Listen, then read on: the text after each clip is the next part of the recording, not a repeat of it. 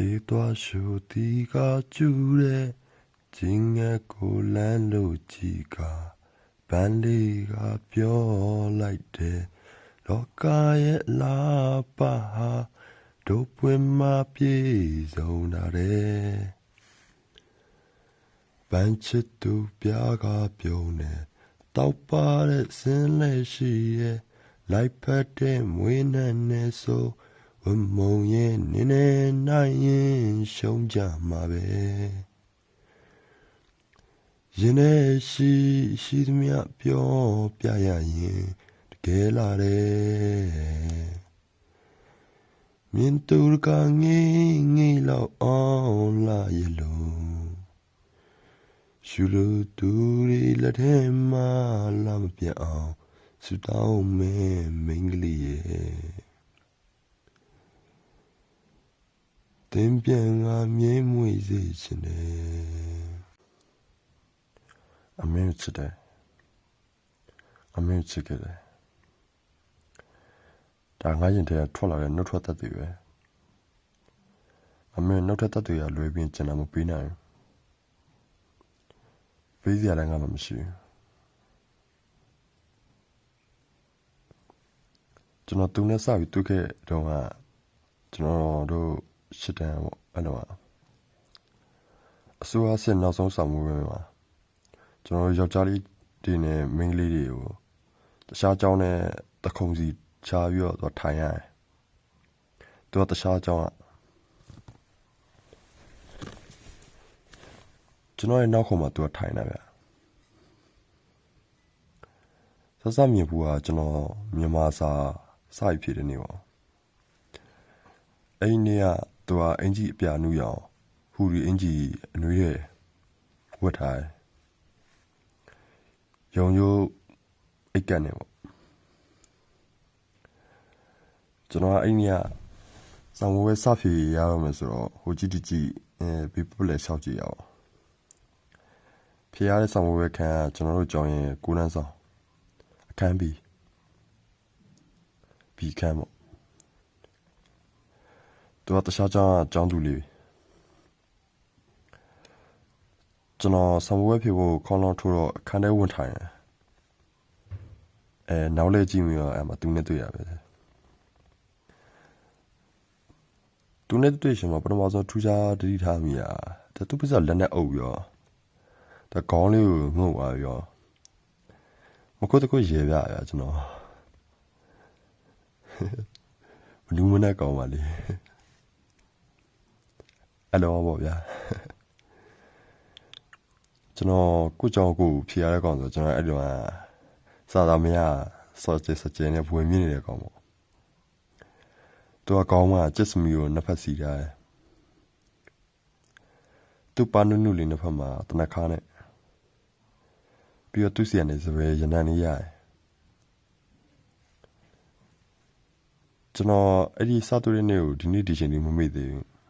မမိနေတော့ဘူးကောင်းယူပေါ့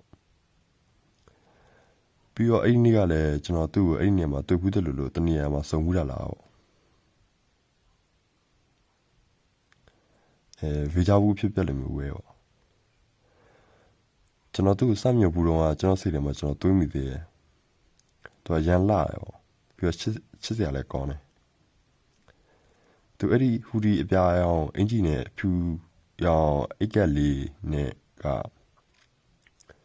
သူ့ရဲ့စိတ်နဲ့စိတ်ထားနဲ့သူ့ရဲ့ပုံစံလေးနဲ့တော်တော်ကြီးကိုကိုက်နေခဲ့တယ်ဗျသူ့ရဲ့တဘောလေးနဲ့ပေါ့ဒီနေ့ဒီချိန်မှာပြန်တွေးမိတိုင်းသူကဟုတ်တယ်အဲ့လိုမျိုးကောင်းမလေးမျိုးပဲဆိုတော့ကျွန်တော်တတိထားမိခဲ့အများတန်းမရနိုင်မိအောင်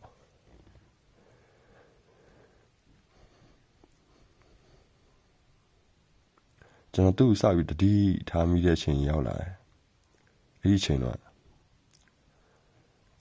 မနက်ခင်းကြောင်းခေါင်းလောင်းထိုးပြီးတဲ့အချိန်မှာမြန်မာစာစရွေးခဲ့ကြတယ်ကျွန်တော်မှခဲပြမပါလားဆောင်းဝဲတာတော့ဖြစ်ခဲပြမပါလား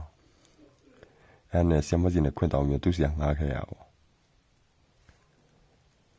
ပထမဆုံးတော့ကျွန်တော်ရဲ့အမတ်တရားတွေအဲ့ဒီချိန်တော့ဖြစ်လာရမှန်းမသိဖြစ်ခဲ့တဲ့ချိန်ပေါ့ကျွန်တော်ဆိုတဲ့ကောင်နဲ့ငယ်ငယ်တည်းကစောက်သုံးမကြခဲ့ဘူး မြန်မာစာဖြေပြီးတဲ့နေ့ညနေကျတော့အင်္ဂလိပ်စာတော့ကကျူရှင်ရှိရဗျအဲ့ဒီတော့အညနေကျူရှင်ရှိရအောင်ကျူရှင်ရှင်ပဲရှင်ရှိမှမသိအချိန်မှကျူရှင်တော့ရောက်သွားတော့တရားအနာဆီယမအိမ်ဖြစ်နေတယ်အဲ့အောင်မကျွန်တော်ထွက်ပြေးနေပြီနောက်ကနေဆီယမလိုက်ခေါ်တော့ကျွန်တော်ဆီယမတိတက် VIP တင်ပေးလိုက်ရတာပေါ့ဒါပေမဲ့နောက်နေ့ကျတော့စမဝေကန်တော့အခန်းထဲသွားပြီးတော့စာတော့ဖြစ်တော့လေခေါင်းထဲမှာအလုံးမမပါလာပါဘူးအဲ့အောင်မကျွန်တော်ရှစ်တန်းဘလို့အောင်လာလည်းမသိဘူးနောက်နေ့ကျတော့တင်ရှာဖြေရောလောကရပုံမှန်တိုင်း easy ပါပဲအဲ့ဒီပြီးတော့ကျွန်တော်တို့နေ့နာကြစမဝေကနောက်ပထဝီလာတမိုင်းလားမသိဘူးစမဝေဖြေရမယ်နေရှင်းညာပါတော့ကျွန်တော်အလောညကျူရှင်သွားတာမနေ့ပြန်ပြင်မဲ့ပါတော့တကျူရှင်တော့ပထဝီကျက်နေရှင်ကျွန်တော်တမိုင်းကျက်နေရောယူရယူနေလားမသိဘူးစမဝေပြင်မဲ့ရှင်းညာပါတော့ညကျူရှင်ဆရာမမေးညဟိုးလားကျွန်တော်လည်းဆရာမကြောက်တော့မသိမဖြစ်ပြောင်းနေတာပဲဟုတ်တယ်ပဲချအဲ့ဒီနောက်မနေ့ကျောင်းတက်တော့တကျောင်းလုံးပထဝီကျက်နေကြကိုယ်ကောင်လည်းတမိုင်းကျက်လာပြီးရောကျွန်တော်လည်းဘယ်ရမလဲဒီမနေ့မှာတကယ်ချင်းစောက်လေးခဏတောင်းငါရဖုတ်ဝင်ပြီးလိုက်စားလေးပြန်နှွေးရအောင်ဒီပထဝီဖြည့်ပြီးတဲ့နေ့မှာလည်းကျွန်တော်တတိထားမိတယ်ကျွန်တော်ခံတဲ့တချို့ကောင်လည်းကြားကြောင်းကောင်မလေးတွေတော့တို့ကမိတ်ဖွဲ့ပြီးနေအမဲကျွန်တော်တို့ဒီဆရာသမားတွေကဒါမျိုးကြောင့်လက်တွေ့တယ်ဗျာသူတွေရီးစားစကားတွေအောင်ပြောနေကြရည်လေအိုးမိုက်ရှာတာအိမ်မှာပဲကျွန်တော်မျက်စိထဲမှာပေါ်လွန်လာတဲ့ကောင်မလေးတယောက်အဲ့ဒီရှင်ကရှိခဲ့တာကျွန်တော်တွေ့တော့တတိထားမိတယ်သူကအင်ကြီးအဖြူဟူဒီအင်ကြီးဝတ်တာဒီကသူကအိတ်ကကအလက်လက်ထားနေတဲ့ green စီရတယ်ယုံအိတ်ကအဖြောင်းသူ့ဘီမှာတငယ်ရှင်တွေနေပေါ့ကျွန်တော်ငေးကြည့်နေမိခဲ့ငေးကြည့်နေတဲ့အဲ့ဒီကောင်မလေးငေးကြည့်နေတဲ့ငတုံးကဗျာတချိန်မှာအဲ့ဒီကောင်မလေးကတွေ့တော့ဘာဖြစ်လာမလဲဆိုတာအဲ့ငတုံးကမသိခဲ့ဘူးဗျာအဲ့ဒီချိန်ကပြီးတော့နောက်ဆုံးနေ့တိပ္ပံဖြေရမယ့်အချိန်အမတခိုင်အဲ့ကညာတော့စာချက်လာခဲ့တော့မှန်သွားရောပြီးတော့နောက်ဆုံးနေ့တိပ္ပံဖြေရတယ်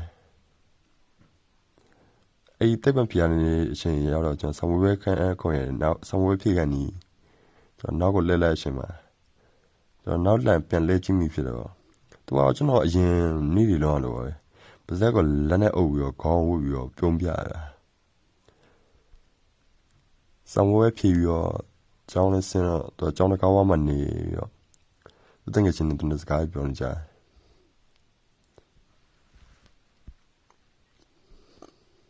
ကျွန်မမီးရဲ့နေ့အမတ်တရားတွေတခုပေါ့သူအနေသူဆမဝဲကောင်းဖြေနိုင်တဲ့ပုံပါပဲ